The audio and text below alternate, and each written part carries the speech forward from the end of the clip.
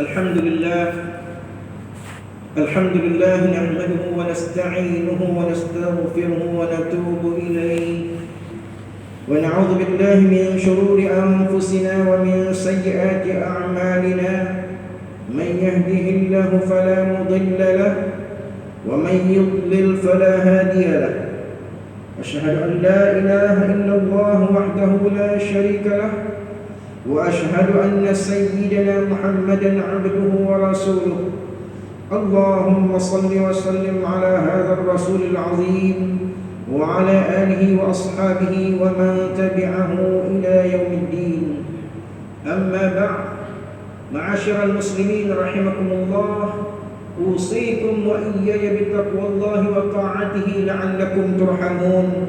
قال الله تعالى: أعوذ بالله من الشيطان الرجيم.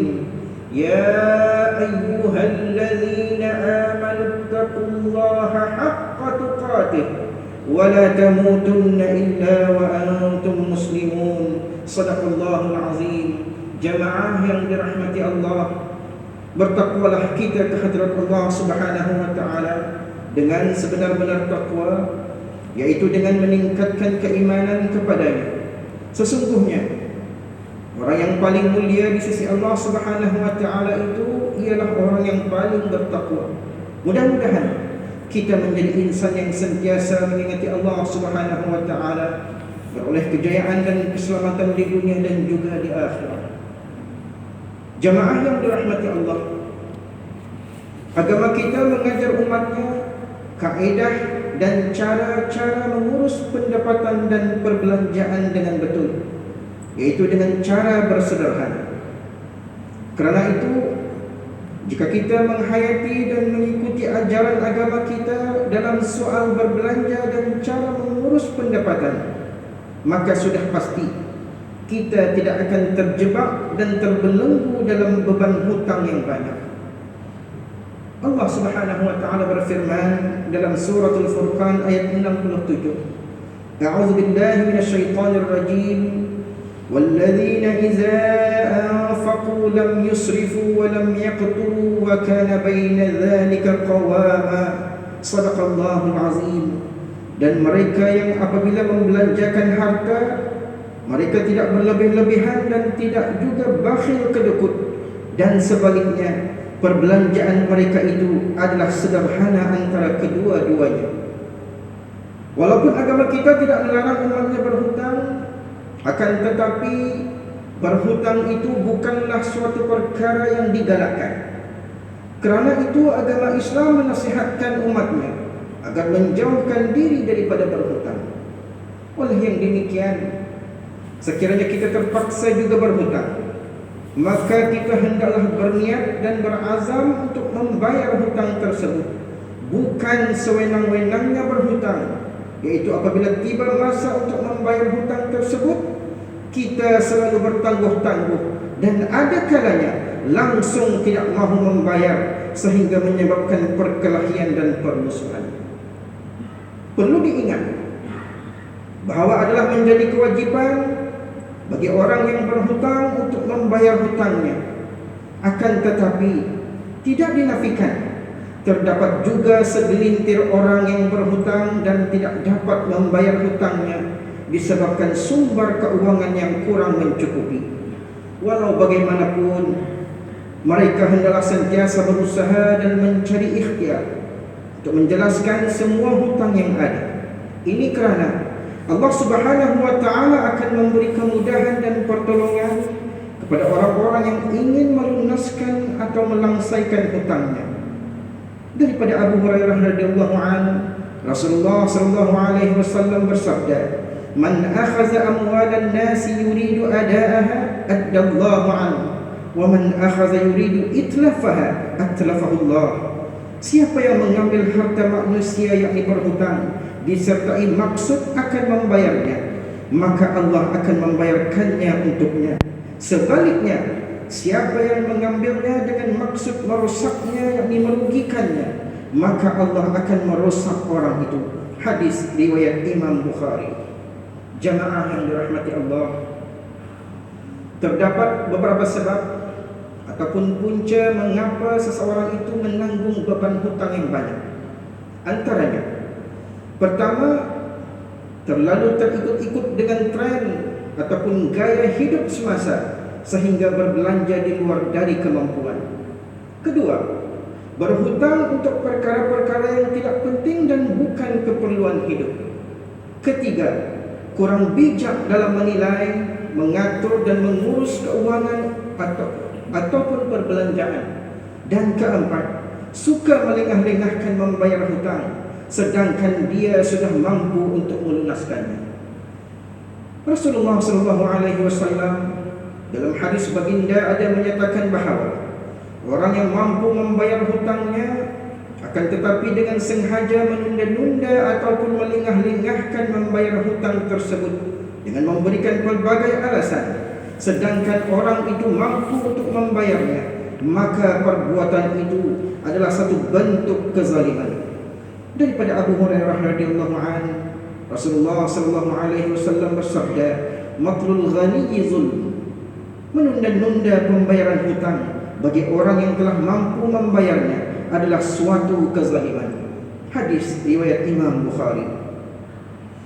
Sesungguhnya perbuatan menzalimi sesama manusia dengan tidak membayar hutang merupakan antara perkara yang boleh menjejaskan keharmonian dalam hidup berkeluarga, bermasyarakat dan bernegara, kerana ia merupakan antara punca utama berlakunya pertengkaran dan permusuhan, sama ada sesama ahli keluarga, adik-beradik, saudara mara, sahabat handai, jiran tetangga dan seumpamanya. Ingatlah bahawa perbuatan menzalimi orang itu adalah perbuatan yang berdosa, dan doa orang yang dizalimi itu adalah mustajab. Daripada Ibnu Abbas radhiyallahu anhu, Rasulullah sallallahu alaihi wasallam mengutus Muaz bin Jabal radhiyallahu anhu ke negeri Yaman. Lalu baginda bersabda, "Ittaqi da'watal mazlum fa innaha laysa bainaha wa bainallahi hijab." Berhati-hatilah kamu terhadap doanya orang yang dizalimi, kerana antara doanya dan Allah tidak ada penghalangnya. Hadis riwayat Imam Bukhari. Jamaah yang dirahmati Allah, perbuatan memandang ringan kewajipan membayar hutang bukan sahaja akan menyusahkan si penghutang itu di dunia, bahkan akan mengheretnya kepada kerugian dan kesusahan di akhirat kelak apabila dia meninggal dunia sebelum sempat melunaskan hutang piutangnya, dan ahli-ahli waris pula tidak mahu bertanggung jawab untuk menyelesaikannya. Sesungguhnya orang yang meninggal dunia dalam keadaan masih belum melunaskan hutangnya, pada hari kiamat kelak segala amal kebaikan dan kebajikannya akan diambil dan digunakan untuk melunaskan segala hutang piutangnya. Seandainya belum juga mencukupi, maka segala dosa dan kesalahan yang dilakukan oleh si pemiutang itu pula akan dipindahkan kepada orang yang berhutang tersebut. Daripada Abu Hurairah radhiyallahu anhu, Rasulullah sallallahu alaihi wasallam bersabda yang bermaksud, barang siapa yang memiliki kezaliman terhadap saudaranya, hendaklah ia meminta dihalalkan, kerana dinar dan dirham di hari kiamat tidak berguna. Kezalimannya harus dibalas dengan cara kebaikannya diberikan kepada saudaranya. Jika ia tidak mempunyai kebaikan lagi, maka kejahatan kawannya diambil dan dipikulkan kepadanya. Hadis riwayat Imam Bukhari. Rasulullah sallallahu alaihi wasallam dalam hadis baginda ada mengajarkan doa supaya dilindungi dari hutang. Dalam sebuah hadis yang diriwayatkan oleh Imam Bukhari daripada Urwah radhiyallahu anhu, bahawa Aisyah radhiyallahu anha mengkhabarkan kepadanya bahawa Rasulullah sallallahu alaihi wasallam berdoa dalam sembahyang, "Allahumma inni a'udzubika minal ma'thami wal maghram." Ya Allah, sesungguhnya aku berlindung denganmu dari berbuat dosa dan terlilit hutang. Jemaah yang dirahmati Allah, sayugia sebagai peringatan kepada kita semua agar tidak terjebak dengan hutang piutang yang banyak, maka kita hendaklah mengukur baju di badan sendiri Janganlah kita mudah terpengaruh dengan budaya hidup yang serba mewah, kerana kita hidup di dunia yang fana ini. Biarlah berpada-pada dan bersederhana. Oleh yang demikian, janganlah kita terlalu menurut kata hati dan hawa nafsu, kerana berhutang itu memanglah mudah dan senang, akan tetapi membayarnya pula adalah sangat susah. Sama-samalah kita berdoa, Ya Allah, cukupkanlah aku dengan rezeki yang halal, dan jauhkanlah aku dari rezeki yang haram, dan cukupkanlah aku dengan kurniaan-Mu dari bergantung kepada selain-Mu. Amin, amin, ya Rabbal Alamin. A'udzu billahi minasyaitonir rajim. Wa in kuntum ala safarin wa lam tajidu katiban farihanun maqbudah. فإن أمن بعضكم بعضا فليؤدي الذي اؤتمن أمانته وليتق الله ربه ولا تكتموا الشهادة ومن يكتمها فإنه آثم قلبه والله بما تعملون عليم. صدق الله العظيم. Dan jika kamu sedang musafir lalu kamu berhutang atau memberi hutang yang bertempoh, sedang kamu tidak mendapati pencatat, maka hendaklah diadakan barang jaminan untuk dipegang oleh orang yang memberi hutang. Jika sebahagian kamu mempercayai sebahagian yang lain, hendaklah dia dipercayai. Hendaklah yang dipercayai itu menunaikan amanahnya yang dihutangnya, dan hendaklah dia bertakwa kepada Allah Tuhannya. Dan janganlah kamu, yakni saksi-saksi, menyembunyikan perkara-perkara yang dipersaksikan itu. Dan sesiapa yang menyembunyikannya, maka sesungguhnya dia ialah orang yang berdosa hatinya, dan Allah Maha mengetahui apa yang kamu kerjakan.